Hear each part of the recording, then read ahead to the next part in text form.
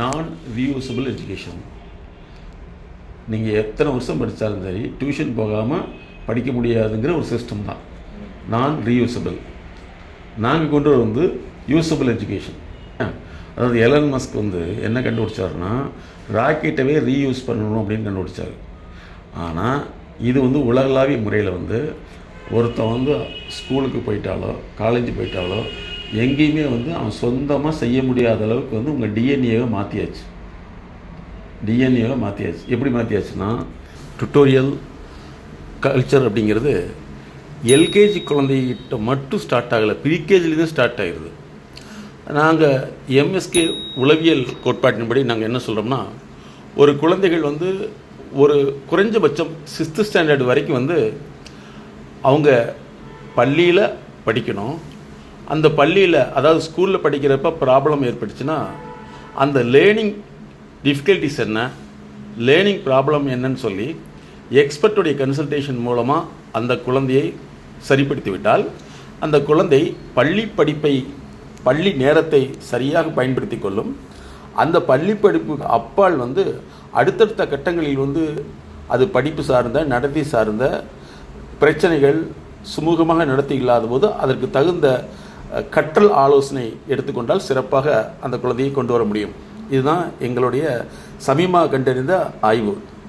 ஆனால் +2 வரைக்குமே டியூஷன், காலேஜுக்கு அப்புறம் டியூஷன் அப்படின்னா என்னென்னா, இவங்க படிக்கிற படிப்பை பயன்படுத்தி இன்னொரு படிப்பு படிக்க முடியாது. ஒவ்வொரு காலகட்டத்திலையும் டீச்சிங், கோச்சிங், டுட்டோரியல் அப்படிங்கிற ஒரு செயலுக்குள்ளே சிஸ்டத்துக்குள்ளே போய் தான் வர முடியுங்கிற ஒரு எண்ணத்தை பெற்றோர்கள் மத்தியில் உருவாக்கிட்டாங்க. கற்றல் சார்ந்த பிரச்சனைங்கிறது 1896 கண்டுபிடிக்கப்பட்டது. 1944 இந்த கற்றல் சார்ந்த பிரச்சனை 70% இருந்ததுன்னு கண்டுபிடிக்கப்பட்டது.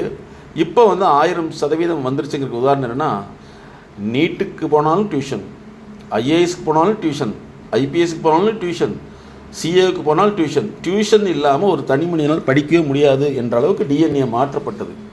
அதனால தான் எங்களுடைய MSK life clinic foundation learning intelligence, கற்றல் சார்ந்த நுண்ணறிவை உருவாக்குவதற்கும் கற்றலில் உள்ள தடைகள் பிரச்சனைகளை கண்டறிவதற்கு லேர்னிங் லேப் என்பதை உருவாக்கி அவர்களை சர்வதேச கற்றல் திறன் உடையவர்களாக மாற்றுவதற்கு தான் எங்களுடைய நிறுவனம் கிட்டத்தட்ட பல ஆண்டுகளாக விழிப்புணர்வு செய்து பல மாணவர்களை உயர்த்தி வருகிறது. அப்படிங்கிறத விளம்பரப்படுத்தல உங்களுக்கு விழிப்புணர்வாக சொல்கிறோம். அது மட்டும் இல்லாமல் எப்படியெல்லாம் அவங்கள தன்னிலையிலே இருக்க வைக்கிறாங்கன்னா, இந்த மோட்டிவேஷன், அதாவது ஊக்கப்படுத்துதல் அப்படிங்கிற ஒரு பேரில் அவங்கள அதே நிலையில் இருக்க வச்சது. இது ஒரு வகை. இதுவும் பார்த்தீங்கன்னா லேட்டஸ்ட்டாக ஒருத்தர் உடம்பு சரியில்லை இருக்காருன்னு வச்சுங்களேன், அவருக்கு ஹெல்த்தியான ஆளை கூட்டு பாருங்கள், இந்த மாதிரி ஆகுங்க அப்படின்னு சொன்னால் முடியுமா? சரி. ஒருத்தர் ரொம்ப வசதியுள்ள பணக்காரராக ரிச் மேனாக மாறிட்டார், அவர் கூட்டிகிட்டு நீங்கள் இந்த மாதிரி மாறுங்க அப்படின்னு கூட்டத்துக்கு முன்னாடி காமிச்சா முடியுமா? இதே மாதிரி தான் ஒருத்தர் நல்ல மார்க் எடுத்தாங்கன்னா அவங்களுக்கு கூப்பிட்டு இந்த மாதிரி நீங்கள் மாறுங்கன்னு சொல்கிறாங்க. உடம்பு சரியில்லைன்னா ஒரு ஆரோக்கியமான ஒரு மனிதரை கூட்டிகிட்டு இந்த மாதிரி மாறுங்கன்னு சொன்னால் ஒத்துக்குவீங்களா? இந்த மாதிரி நீங்கள் ஆரோக்கியம் இருன்னு சொன்னால் ஒத்துக்குவோமா? ஆனால் இந்த உணர்வு ஏன் வரல அப்படின்னா, இதுதான் நம்மளுடைய டிஎன்ஏவிலே ரோல் மாடலுங்கிற பேரில் சுய மாடலை இழக்க வச்சுட்டாங்க. இன்னும் சொல்லப்போனால் ஒரு சிலர் அவங்க எந்த மாதிரியான நடத்தை உருவாக்கியிருக்காங்க அப்படிங்கிறது பலருக்கு புரிவதே இல்லை. ஸோ இந்த மாதிரி கற்றலில் ஏற்படக்கூடிய லேர்னிங்கில் ஏற்படக்கூடிய பல்வேறு பிரச்சனைகள் நாங்கள் ஏபிசி அப்படின்னு வச்சுருக்கோம். அகடமிக், பிஹேவியர், கார்ப்பரேட், டிங்கிறது டெவலப்மெண்டல் ப்ராசஸ். இதன் மூலமாக மாற்றி அமைக்கிறதுக்கு தான் தொடர்ந்து விழிப்புணர்வு செஞ்சுட்ருக்கோம். இதன் மூலமாக international learning with learning human intelligence. இன்றைக்கி ஆர்டிஃபிஷியல் இன்டெலிஜென்சி வந்துருச்சு. அப்படின்னா ஹியூமன் இன்டெலிஜென்சி என்னாகும் ஒரு கேள்வி இருக்குது. அதனால தான் நாங்கள் ஹியூமன் இன்டெலிஜென்சி பேஸ்டு எஜுகேஷன் சிஸ்டத்தை கொண்டு வந்துட்டுருக்கோம். 10th முன்னாடி வரைக்கும் ஒன்றால் முடியும்னு சொல்லுவாங்க. காலேஜ்லேயும் ஒன்றால் முடியும்னு சொல்லுவாங்க. நீ வேலை இல்லாமல் இருந்தாலும் ஒன்றால் முடியும்னு சொல்லுவாங்க. இது என்னென்னா உங்களுக்குள்ள ஒரு கற்பனையை உருவாக்கி விட்டுறது. அப்போ முடியும்னு உட்காந்துருவாங்க. ஆனால் தொழிலதிபர்களாக என்ன செய்வாங்கன்னா, என்னால் முடியும்னு நீ எப்படி சொல்கிற, என்னை செக் பண்ணாமல் எப்படி சொல்கிற அப்படின்னு கேட்பாங்க. ஏழைகளுக்கு இது கேட்க தெரியாது. என்னால் முடியலைங்கிறது எனக்கு தெரிஞ்சுக்கிட்டேன், ஆனால் நீ எப்படி என்னால் முடியும்னு சொல்கிற, எதை வச்சு சொல்கிறேன்னு கேள்வி கேட்டுருவாங்க. அதனால் இந்த மோட்டிவேஷன் ஸ்பீக்கர், பேச்சாளர்கள், இவங்க யாரும் இவங்ககிட்ட போக மாட்டாங்க. பேச்சாளரில் இவங்க யாரும் கூப்பிட மாட்டாங்க. இது வந்து ஒரு தனி ரகம். அதான் லேர்னிங் இன்டெலிஜென்சின்னு சொல்லுவோம். இதில் வந்து நாங்கள் 4 கேட்டகரி வச்சுருக்கோம். அதில் வந்து basic learning, remedial learning, developmental, corporate, அதுக்கடுத்து வந்து நேஷ்னல், இன்டர்நேஷ்னல், சரியா, இந்த மாதிரி வந்து நிறைய கேட்டகரிஸ் வச்சுருக்கோம். ப்ரொஃபஷனல் லேர்னிங்கிறது தனி. அதனால் வந்து இப்போ எல்லா இன்ஸ்டியூட்லேயுமே என்னென்னா அவர் வாத்தியார் தான், அவுட் ஆஃப் ஃபீல்டு. எனக்கு தெரிஞ்சு சிஏ முடிச்சுட்டு ஸ்டோரி டெல்லராக இருக்காங்க. ஏன்னா அந்த ஃபீல்டில் அங்கே சைன் பண்ண முடியல. ஒரு கெமிஸ்ட்ரி வாத்தியார்னால கெமிஸ்ட்ரி உருவாக்க முடியாது. ஒரு பயாலஜி வாத்தியார்னால விவசாயம் பண்ண முடியாது. ஒரு அக்கௌண்ட் சொல்லிக் கொடுக்குறதுனால அக்கௌண்ட் எழுத முடியாது. ஒரு என்ஜினியர்னால பில்டிங் கட்ட முடியாது. சரியா? அதனால் வந்து நீங்கள் பேசிக்காக தெரிஞ்சுக்க வேண்டிய விஷயம்னா, கிளாஸ் அப்படிங்கிறது வந்து சிலபஸ், ஃபீல்டுங்கிறது நான் சிலபஸ். அதனால் நாங்கள் உருவாக்கக்கூடிய என்னென்னா ரீயூசபிள் எஜுகேஷன். அது வந்து நாங்கள் என்ன கொண்டு வந்துருக்கோம்னா, அதனுடைய மெயின் காம்பனண்ட் என்னென்னா லேர்னிங் இன்டெலிஜென்சி. அதை நாங்கள் உருவாக்குறோம். ஆர்டிஃபிஷியல் இன்டெலிஜென்சிங்கிறது வந்து ஒரு மெஷின் எப்படி கற்றுக்குதோ அப்படிங்கிறது மனிதர்கிட்டருந்து எடுத்தது தான்.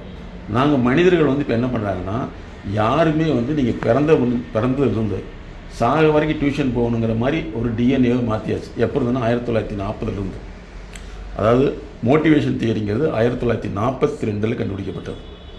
அப்போ வந்து இருந்த மனித டிஎன்ஏ என்னென்னா, சொன்னால் செய்வாங்க, ஏதாவது கொடுக்குறேன்னா செய்வாங்க. அப்போ ஏதாவது கொடுக்குறேன்னா செய்வாங்கிறது பேர் தான் மோட்டிவேஷன். சரி, அது கற்பனை ரீதியாக உனக்கு கிடைக்கும்னு சொல்லிடுறது. அதனால் நீங்கள் அதை நம்பக்கூடாது. ஒன்று. அதுக்கடுத்து வந்து டீச்சிங் பண்ணக்கூடிய யாருமே வந்து 6 டைப் ஆஃப் திங்கிங் ஸ்டைல்னு சொல்லுவோம். அவங்க வந்து இருக்கிறத அப்படி சொல்லிடுவாங்க, அவ்வளோதான். அவங்களால செய்ய முடியாது. அதனால் நாங்கள் வந்து ஒரு தெரப்பியூட்டிக் அப்ரோச். உங்களை வந்து நாங்கள் என்ன எப்படி அனலைஸ் பண்ணுறோம்னா, 3 தடவை வந்து அனலைஸ் பண்ணிவிட்டு அந்த அனலைஸ்க்கு பேஸ்டாக வந்து உங்களுக்கு அந்த கோர்ஸ் மாதிரி நாங்கள் எடுத்துருவோம். அப்போ என்னென்னா, எங்களை பொறுத்தவரை வந்து நீங்கள் 10th வந்து 4 மணி நேரம் படிக்கலாம், 5 மணி நேரம் படிக்கலாம். +2 10 மணி நேரம் படிக்கலாம். காலேஜ்லேயும் 10 மணி நேரம் படிக்கிறீங்கன்னா நீங்கள் வந்து எஜுகேட்டட் லேபர். நீங்கள் வந்து படிப்புக்கான தொழிலாளி, படித்த ஆள் கிடையாது. இது வந்து உருவாக்குவாங்க. சரியா? கோட்டாங்கிற இடம் தான் வந்து இந்த டியூஷன் சென்டருக்கே ஃபேமஸ் டெல்லியில். இப்போ இன்றைக்கி வந்து பார்த்திங்கன்னா எல்லாமே க்ளோஸ் ஆகிடுச்சு, சுத்தமாக க்ளோஸ் ஆகிடுச்சு. சரி, சமீபத்துடைய பிபிசி ரிசர்ச் என்னென்னா, இதில் நிறைய பேர் வந்து இதுக்கு போய் வாழ்க்கை இழந்துடுறாங்கன்னு சொல்லிட்டு போன வாரம் மிகப்பெரிய மேகசின் என்ன போட்டிருக்குன்னா, ஐஏஎஸ் என்பது ஒரு மாயை. அப்போ இப்படிலாம் நடந்த முன்னாடி ஏன் போகிறாங்கன்னா, நாங்கள் ஒரு சமீபத்தில் வந்து ஒரு ஐஏஎஸ் படிக்கக்கூடியவங்களுக்கு எங்களை வந்து சீஃப் கெஸ்ட்டாக இன்வைட் பண்ணியிருந்தார். கிட்டத்தட்ட 150 பேர் கலந்துக்கிட்டாங்க. நாங்கள் கேட்ட கேள்வி என்னென்னா, நீ டிஸ்ட்ரிக்டை ஆளக்கூடிய உனக்கு தகுதி உள்ளோன்னு நீங்கள் சொல்கிறீங்க, அதில் ஃபெயில் ஆகிட்டா அட்லீஸ்ட் வந்து ஒரு இண்டஸ்ட்ரியை ஆளக்கூடிய தகுதி வரணும்ல.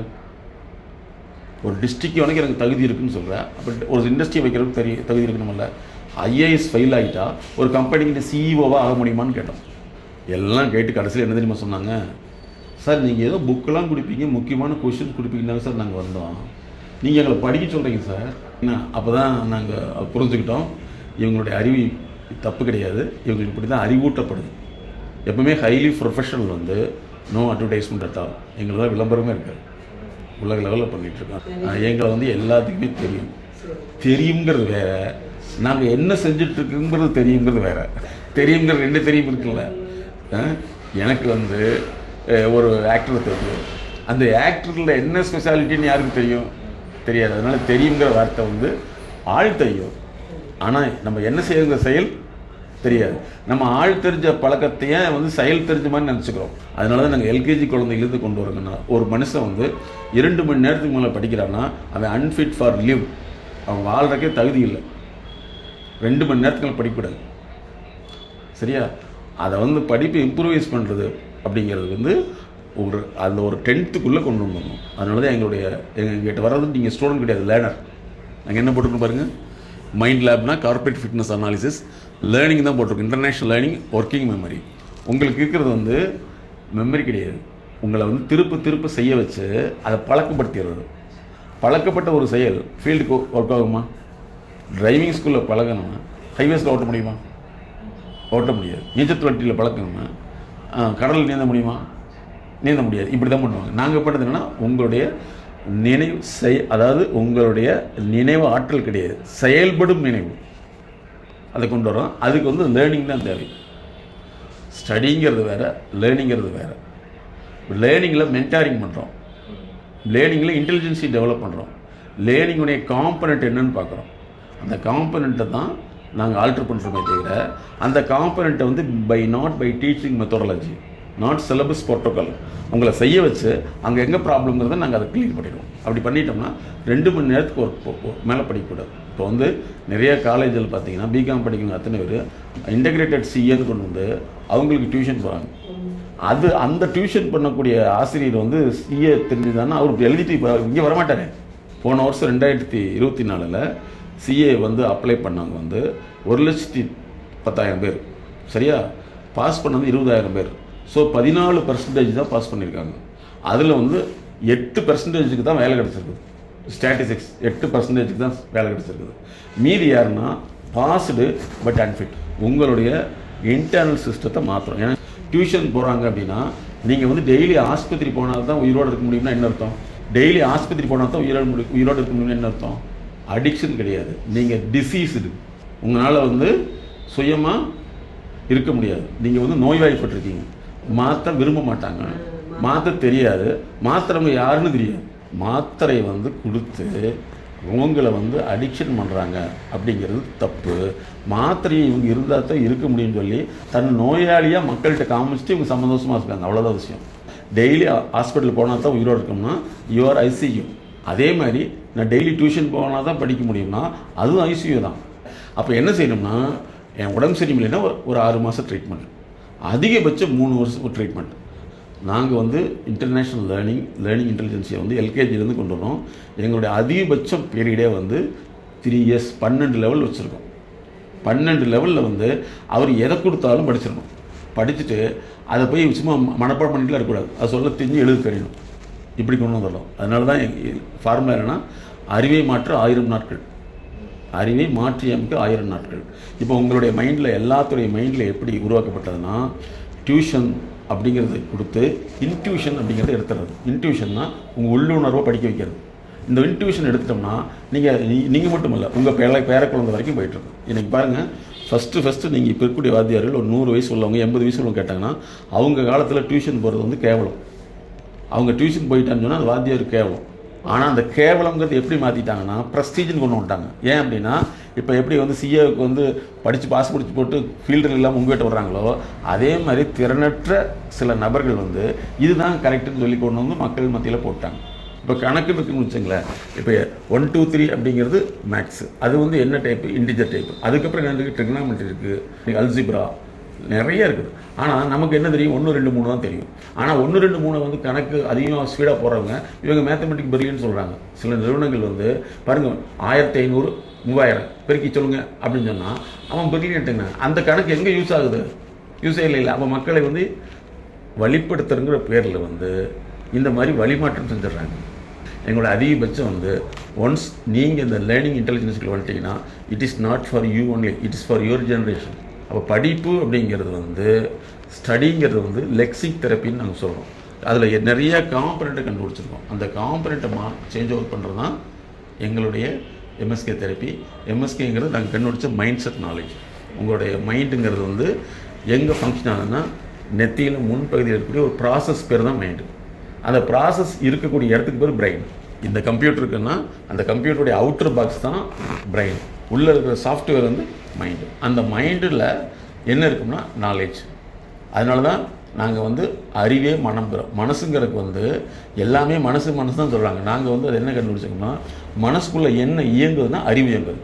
உங்கள் மூளைக்குள்ளே என்ன இருக்குது? ரத்தம், சதை. அதுக்கடுத்து எலக்ட்ரிக் இம்பல்சன், மின் கடத்திகள் உருவாகுது. அந்த மின் கடத்திகள் எங்கிறதுனா 5 சென்சரி மூலமாக நீங்கள் எதை பார்க்குறீங்களோ அதனுடைய உணர்ச்சி சேர்ந்து வெளிப்படுது. அப்போ எல்லாத்துக்கும் மூளை இருக்குது, ஆர்டிஸ்ட் ஆக முடியாது. எல்லாத்துக்கும் மூளை இருக்குது, கேமராமேன் ஆக முடியாது. என்னுடைய ஃபோட்டோவே வந்து இத்தனை வருஷத்தில் வந்து ஒரே ஒருத்தர் தான் என்னுடைய ஃபோட்டோ எனக்கு எடுத்து கொடுத்தார். அவர் வந்து எவ்வளோ பில் வாங்குறாருன்னா 10 ஃபோட்டோவுக்கு 2 லட்ச ரூபா வாங்குறாரு. 10 ஃபோட்டோ கிளிக் பண்ணுறது 2 லட்ச ரூபா பில்லு. நான் சொல்கிறது பழைய பில்லு. என்னுடைய ஃபேஸ்புக்கில் இருக்கிற ஃபோட்டோ வந்து என்னுடைய முன்னாடி இருக்கும். அது வந்து அவர் எடுத்தது. அவர் என்னென்னா என்னுடைய ப்ரோக்ராமில் இம்ப்ரெஷன் ஆகி சென்னையிலேருந்து வந்து உங்களுக்கு நான் ஃபோட்டோ எடுத்து கொடுக்கணும் சார்னு ஹஸ்பண்ட் ஒய்ஃப் 2 பேர் வந்து இங்கே தான் எடுத்தாங்க. ஆனால் ஸ்டுடியோவில் எடுத்த மாதிரி இருக்கும். எல்லாத்துடைய கண்ணு இருக்குது, ஆனால் இவருக்கு என்னுடைய முகம் வந்து எந்த ஆங்கிளில் எடுத்தால் கரெக்டாக இருக்குங்கிற அறிவு கண் இருக்குது. அதே மாதிரி உங்களுடைய லிசனிங் ஸ்கில், ஆடிட்டிங் அப்படிங்கிறது வந்து நாட் ஓன்லி சிலபஸ், உங்களுடைய listening skill, explanation skill, interpretation skill, அதுக்கடுத்து வந்து intra personal plus inter personal skills இதெல்லாம் டெவலப் பண்ணணும். இப்போ உங்களுடைய ஃபஸ்ட்டு வந்து லேர்னிங்கில் உள்ள காம்பனண்ட் எங்கே மிஸ் ஆகிருக்குதுன்னு அதை கண்டுபிடிச்சி அதை மாற்றிடும். அதை மாற்றினீங்கன்னா நீங்கள் 2 மணி நேரத்துக்கு மேலே படிக்கக்கூடாது. படிக்கிறீங்கன்னாவே வந்து என்னால் வந்து எப்போவுமே வந்து ஆக்சிஜனே வச்சுட்டு இருக்கிறோம் அப்படின்னா என்ன அர்த்தம் இல்லைங்களா? இப்போ இவங்க இதே மாதிரி என்ன பார்த்தாலும் புக்கு வச்சுட்டு இருக்காங்க. அதில் என்ன சொல்கிறாங்கன்னா 12 மணி நேரம் படிக்கணும். 12 மணி நேரம் தொழிலாளியா? இப்போ 8 மணி நேரம் இருக்கிற தொழில் வந்து 8 மணி நேரம் தொழிலாளி வேலைங்கிறது நேற்றுலேருந்து 9 மணி நேரம் பண்ணியாச்சு. தெரியுமா உங்களுக்கு? 8 மணி நேரம் தொழில் 9 மணி நேரம் பண்ணிட்டாங்க. இன்னும் என்ன சொல்கிறாங்கன்னா இந்த சிஸ்டம் மிகப்பெரிய வரப்போகுது, அதுக்கு உண்டான அறிமுகம் கொடுத்துட்டாங்க. இனிமேல் 12 hours ஒர்க் பண்ணணும்ட்டாங்க. ஸ்கூலில் என்ன சொல்லுவாங்க? நல்ல வேலை கிடைக்கணும், நல்ல தொழிற்சல்னு சொல்கிறாங்களா? சொல்ல மாட்டாங்க. ஏன்னா நீங்கள் என்ன நினைப்பீங்க? வேலை கிடைக்கணும். அப்போ வந்து என்னன்னா நீங்கள் உங்களுடைய மைண்டில் எது இருக்குது? தொழிலாளி தானே. ஏனிங்கிறது அவங்க பண்ணுறது, நீங்கள் பண்ணுறது கூலி. உங்களை ப்ரெஸ்டீஜாக சொல்கிறது என்னென்னா லேபர் டே, மே தொழிலாளர் நாள். அதே மாதிரி யாராவது தொழிலதிபர் நாள் கொண்டாடுறாங்களா? தொழிலதிபர்கள் உங்களை லேபர்னு சொல்கிறதுக்கு உருவாக்கப்பட்டதான் தொழிலாளர் நாள். புரியுது உங்களுக்கு? நீங்கள் போகிறது கூலிக்கு. 1 லட்சம் நாள் எதுக்கு? நீங்கள் உங்களுக்கு கூலிக்கு வந்து டிஃப்ரெண்ட் பேர் வச்சுக்கிறோம். என்ன, உனக்கு வந்து ஸ்டாஃப் கூலி, அதுக்கு பின்னாடி எல்லாமே கூலி தான். நாங்கள் வந்து ஒர்க்கிங் மெமரி எங்களுடைய எஜுகேஷன் லேர்னிங்கில் எவ்வளோ ப்ராசஸ் இருக்குன்னு நல்லா தெரிஞ்சுக்கிறோம். இதை தான் உருவாக்குறோம். சரியா? காக்னிட்டிவ் ஸ்ட்ரக்சர்ஸை மாடிஃபை பண்ணுறோம். உங்களுடைய attention, IQ, executive functions, task ஸ்விட்சிங், inhibitory control, real time performance, இதுதான் நாங்கள் மாற்றுறோம். சரியா? இது ஒவ்வொன்றுக்குமே இருக்குது. அதே மாதிரி உங்களுடைய ஆரம்ப காலத்தில் இருக்கக்கூடிய கோஆர்டினேஷன் ஸ்கில்லு, இது ஒவ்வொரு ஸ்கில்லும் நாங்கள் மாற்றி தான் கொண்டு வரோம். ஒருத்தர் படிக்கணும் அப்படின்னு சொன்னால் அவருக்கு வந்து இன்டர்நேஷ்னல் லெக்சிக் தெரப்பின்னு சொல்லுவோம். இது இந்த காம்பனண்ட்லாம் எங்கேயுமே சொல்ல மாட்டாங்க. அதே மாதிரி இன்டர்நேஷ்னல் லேர்னிங்கில் வந்து கரிக்குலம் ஃபிட்னஸ், லேர்னிங் ஃபிட்னஸ் இருக்குது. கரிக்குலம்ங்கிறது அந்த சப்ஜெக்ட்டுக்காக உங்களால் ஃபிட் ஆக முடியுதா, ரெண்டாவது அந்த சப்ஜெக்ட் படிக்கிறதுக்கு உங்களுக்கு ஃபிட்னஸ் இருக்குதான்னு பார்க்குறது தான். இதெல்லாம் பேஸ் பண்ணி தான் நாங்கள் கொண்டு வரோம். அப்போ வந்து என்னென்னா ஒரு சிம்பிளான விஷயம் கிடையாது. பார்த்தீங்களா? அதுக்காக நீட் இன்டெலிஜென்சி, அறிவுக்கு மருந்து கொடுத்தா சரியாகுமா? அறிவு உருவாக்குற உலகத்தில் மருந்து இருந்தால் என்ன ஆகும்? அந்த மருந்து வந்து வெளியே விற்பாங்களா? உலகத்தில் அறிவு வேறு, கிருமினல் அப்படின்னு நோய் வேறு. இந்த வித்தியாசமே நிறைய பேருக்கு தெரியாது. நம்ம மனசு எப்படி வேலை செய்யுது அப்படிங்கிற லேப் கண்டுபிடிச்சு 1879. 1879. அப்போ இது அப்படி கண்டுபிடிச்ச அடுத்த விஷயம் என்ன போச்சுன்னா, இது ஏழைகளுக்கு அல்ல, சாதாரணர்களுக்கு அல்ல, டாப் மேனேஜ்மெண்ட். யாருக்குன்னா அந்த அரசர்களுக்கு மட்டும்தான் இந்த சப்ஜெக்ட். அதனால சைக்கிக் அப்படின்னா போலீஸ் சொல்கிறாங்க உளவுத்துறை. அப்போ உளவுத்துறை யாருக்குன்னா யாருக்கு? நம்ம சிந்தனை அதோடு நின்று போயிடுது. உளவுத்துறைங்கிறது அரசருக்கு. அரசருக்கு நாங்கள் என்ன சொல்லணும்னா உளவுத்துறை யாருக்குன்னா அரசருக்கு. அரசர் தான் இந்த உலகத்தை வந்து ஆள்றாரு. அது சிஎம்னு சொல்லலாம், பிஎம்னு சொல்லலாம். அவருக்கு தகவல் கொடுக்குற பேர் தான் உளவுத்துறை. இப்போ உளவியல் நிலம் யாருக்கு? அவருக்கு தான். அரச பரம்பரைக்கு தான் உளவியல் நலம். தெரிஞ்சுங்க. கூலிக்காரனுக்கு எதுக்கு உளவியல் நலம்? அவன் கூலியாக தானே இருக்கணும். கரெக்டுங்களா? நம்ம அமைதியாக இருந்தால் எல்லா விஷயம் கிடச்சிடும். அமைதியாக இருந்தால் எல்லா விஷயம் ஓடி போயிடும். நினைவுன்னு என்ன நினைவு? நினைவே இல்லாமல் இருக்கக்கூடிய நினைவா, நினைவு இருக்கக்கூடாதுங்கிறது நினைவா அப்படின்னா ஒன்றுமே இல்லை. இதுதான் மக்களை வந்து அமைதிப்படுத்துறதுங்கிற பேரில் அவனை செயல்படாமல் வைக்கிறது. அமைதியை எதுக்கு அவனை இருக்க வைக்கணும்? வேலை தானே செய்ய வைக்கணும். திருடன் பிடிக்கிறதுக்கு அமைதியாக இருந்தால் அவன் கிடச்சிருவானா? ஓடத்தானே வைக்கணும். அமைதியாக இருந்தால் படிப்பு வைக்கணும். அப்போ நீ படிச்சிரு. ஒரு நாளைக்கு ஒரு மனிதனுக்கு வந்து 82,000 சிந்தனைகள் வரும் நார்மல். அப்போது அமைதியாக உட்கார்ந்தா அந்த 82,000 சிந்தனை எங்கே வரும்? எதை நினைவூட்டும்? 75% ரிப்பீட்டட் தான் வரும். ரிப்பீட்டட் தாட்ஸ் தான் திரும்ப வருது. அப்போ அமைதியாக உங்களால் உட்கார்ந்தா அந்த நினைவு வருதா வரலையா? பழகி போயிடுச்சு, இது பிடிச்சி போச்சு அமைதியாக இருக்கிறது. அடுத்த 1 வருஷம் கழிச்சு அவங்கள போய் நீங்கள் ஆக்டிவேஷனுக்கு போக சொன்னால் அவங்களால முடியுமா? ஏன்னா அமைதியாக இருந்து பிடிச்சி போச்சு, இந்த லைஃப் ஸ்டைல் பிடிச்சிருச்சு, வெளியில் போனால் ரிஸ்க்கு. இதே இன்னும் 1 வருஷம் ப்ராக்டிஸ் பண்ணால் மனிதர்களை தவிர்த்துருவாங்க, கூட இருக்கிறவங்கள தவிர்த்துருவாங்க, தனிமை பிடிச்சி போய். ஒருத்தர் வந்து வளர்ச்சி வைக்கணும். எங்ககிட்ட வந்துட்டிங்கன்னா படிப்புலாம் வளர்ச்சி இருக்கணும். அதே பிஸ்னஸ்க்கு வந்தீங்கன்னா பிஸ்னஸில் வளர்ச்சி இருக்கணும். எதில் இருந்தாலும் எங்களுக்கு வளர்ச்சி இருக்கணும். வளர்ச்சி வந்து நாங்கள் ஆடிட்டிங் பண்ணுறோம், அதாவது க்ரோத் ஆடிட்டிங் பண்ணுறோம். ஏன்னா இப்போ நீங்கள் வாழ்கிறது உங்களுக்கான வாழ்க்கை கிடையாது. உங்களுடைய 10 தலைமுறைக்கு பின்னாடி எவ்வளவு அறிவாக வரணுங்கிறத இன்றைக்கி நீங்கள் விதை போட்டால் தான். அந்த விதை தான் இது. ஒருத்தனை அமைதியாக இருக்க சொல்கிறது வந்து அறிவு கிடையாது. அறிவோடு செயல்பட வைக்கிறது தான் அறிவு. செயல் அறிவு, திருத்த அறிவு, செயல் திருத்தம், அப்புறம் செயலை வந்து மறுபடியும் புதுப்பித்தல், இது இருக்கணும். அதை தான் நாங்கள் பண்ணிட்டு வரோம்.